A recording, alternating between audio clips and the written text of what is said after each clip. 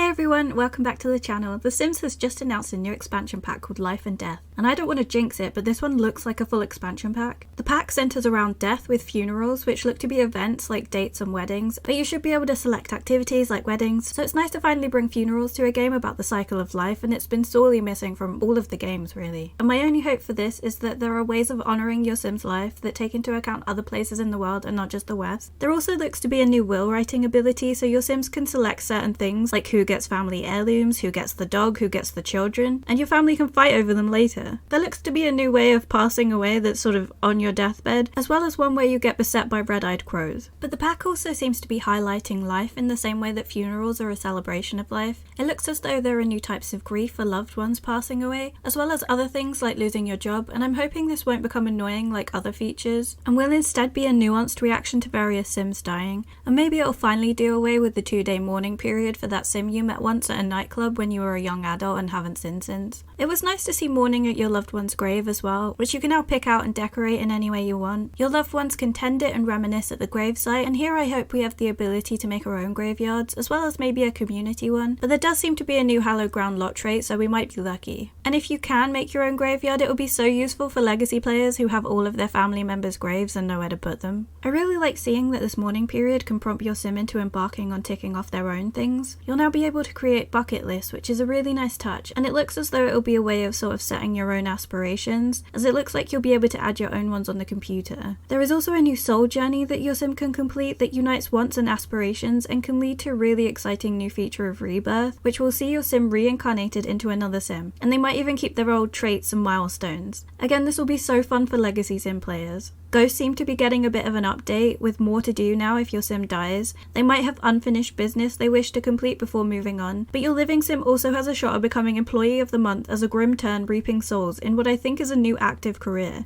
And this is very exciting.